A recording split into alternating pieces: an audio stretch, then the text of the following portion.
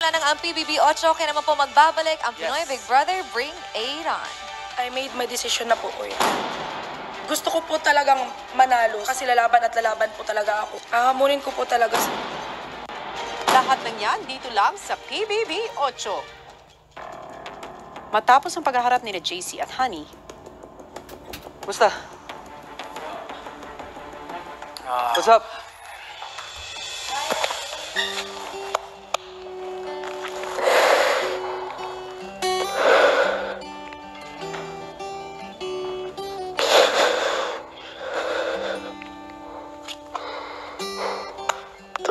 JC.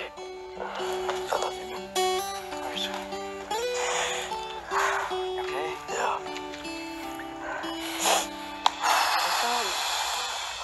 ilang sandali pa, Housemates, natapos na ang pangalawang duel challenge kung saan nagtunggali sina JC at Honey.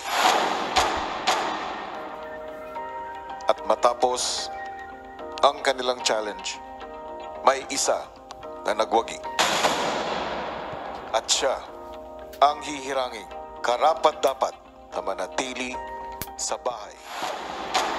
At ang hindi nagwagi ay kinakailangan ng lumabas ng aking bahay ngayong gabi. Ang nakikita ninyo ngayon ay ang dalawang flags ni JC at ni Honey. Kung kaninong flag ang umangat sa pole na ito, siya ang nagwagi at mananatili sa loob ng aking bahay.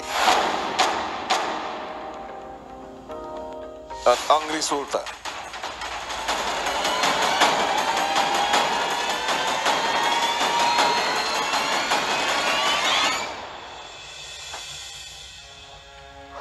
Suspended in the air, I hear myself breathing.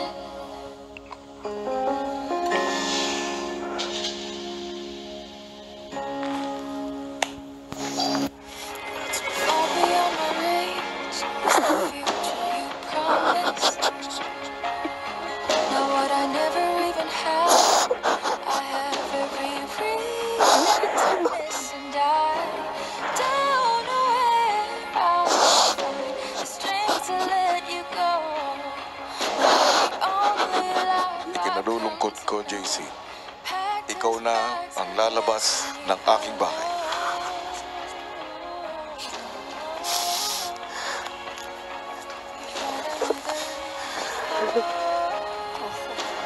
So before it's too late, I'll take a step away.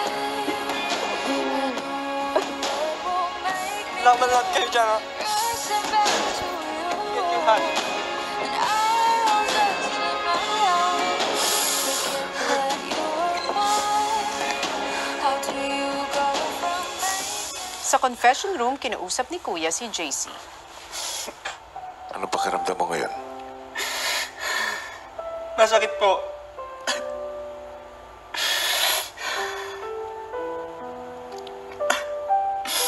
Gusto ko sanang manatili dito sa bahay niyo kasi madami pa pong ipakita sa mga tao at sa mga lahat ng mga naniniwala sa akin. Pero hindi na pwede. Sana lang proud sila sa ginawa ko dito. Proud po ako na nakakating dito sa bahay niyo. Dahil big sabihin, lalo na kayo pong pumili sa akin. At alam kong, nung pumasok ako dito, natupad ko yung pangarap na dala ko.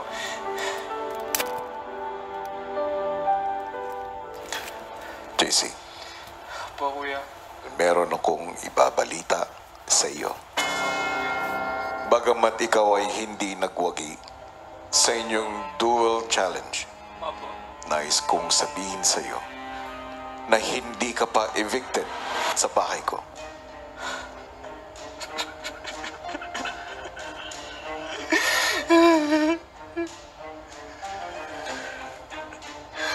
Ang mga kaganapan, ang mga pangyayari, JC, ay bahagi lamang ng patuloy na pagsubok sa inyo, kayong mga housemates.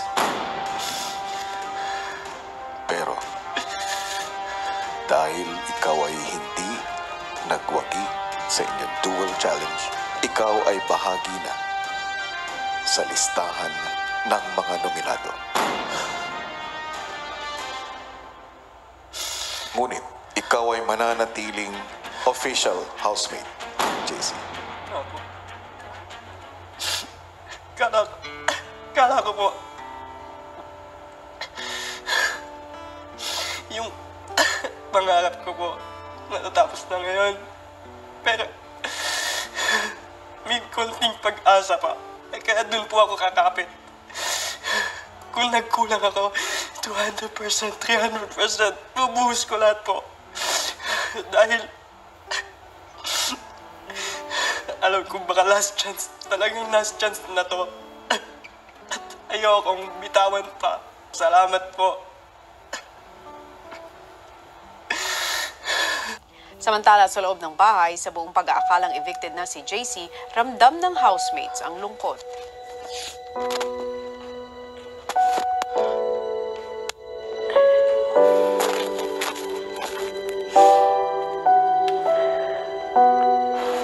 Sobrang mixed talaga lahat ng emotions ko.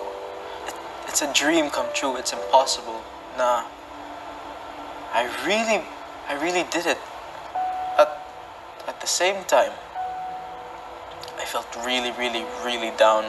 I felt na parang I took away JC's dreams. He's been a real big brother to me. Yeah. Ay, Diyos ko, Lord. Si Lord na bahala sa lahat. Basta gawin na lang natin. Pag sa atin. Pag hindi, iyak na lang. Dahil hindi ka nagwagi, hindi ka muna maaaring pumasok sa loob. Pero dadalhin kita sa isang lugar. Doon ka muna mananatili hanggat sa panahon na itatakda ko. Nandun din ang kasama mong nominado na si Yamyam.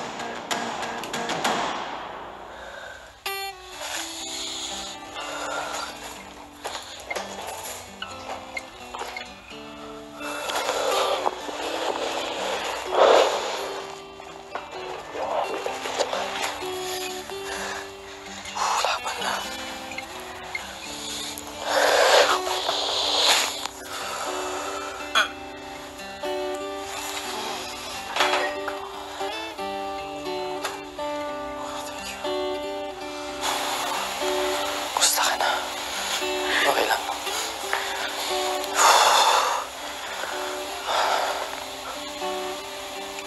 Sino nakalaban? Honey. Ha? Honey. Oh my gosh. Nalaman kong may pag-asa pa. Oh my God. May pag-asa pa. Laban. Sa bawat araw ay mas nakikilala natin ang bawat housemate at sa mabigat na hamon na kanilang hinaharap ay hangad naming mas makilatis yung mabuti ang bawat isa sa kanila at sa mga nalalabing linggo ng batch na ito, hangad din namin na matulungan kayo mga kapamilya sa pagdedesisyon kung sino nga ba ang karapat dapat pang manatili sa loob ng bahay ni Kuya. Hello Philippines and hello world! 2 bandila na ang nailagay sa flagpoles at 4 na lang ang natitirang housemates na maghaharap para sa kanilang dual challenge. Pero ang tanong, sino nga kaya sa malalapit na magkakaibigan ang maglalaban-laban at paano nga kaya ito makakaapekto sa kanilang samahan? Ang kabuuan ng kwento, narito panuorin nating lahat. Sa panibagong araw sa bahay ni Kuya,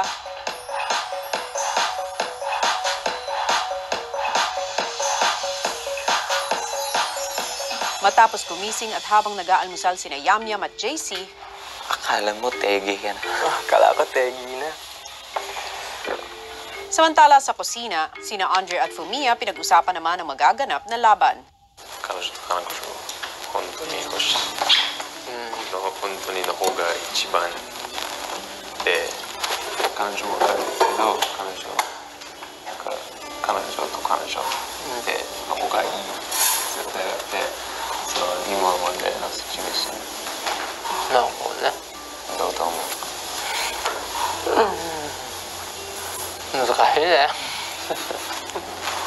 勝つかどうか負けるかどうか。そうだね。でも今までのコンペティションなんかフェアのため女の子男の子とかなんか誰か選ぶよりにフェアの方がだって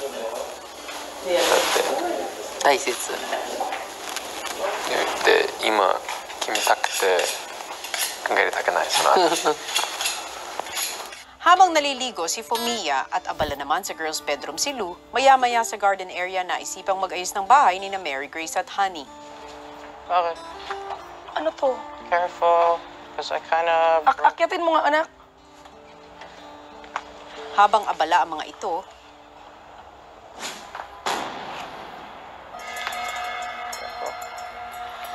Oh, you see that?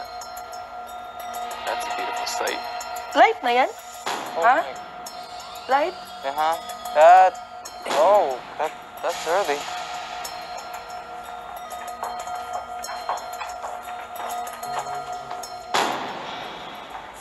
It's light already. Mary Grace. Mary Grace's hands. It's in Mary Grace's hands. It's in Mary Grace's hands.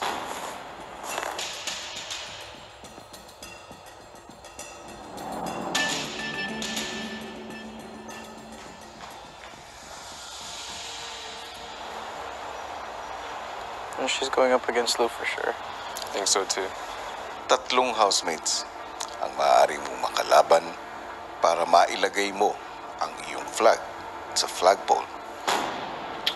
Opo, kuya. Alam kong matinding desisyon ito.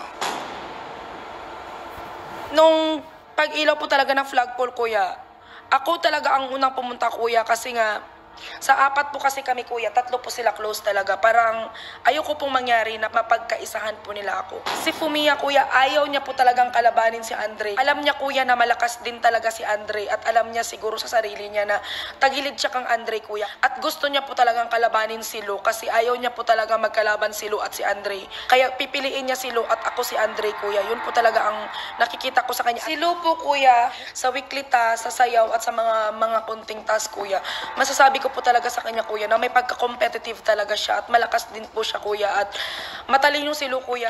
Si Fumia, kuya, matalino po talaga si Fumia, kuya. Pero pagdating po kasi sa physical, kuya, hindi po siya ganun kalakas, kuya. Si Andre po, kuya, siya po yung lalaking package deal, kuya, na malakas po talaga siya sa physical, sa pag-iisip, kuya, sa diskarte, sa plano.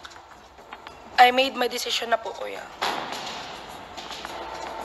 At ano ang iyong desisyon? paglabas ni Mary Grace sa confession room, Yeah, kasi I go there. We need to talk for us. Yeah. Because I made already my decision. Maiyak ba ako nito?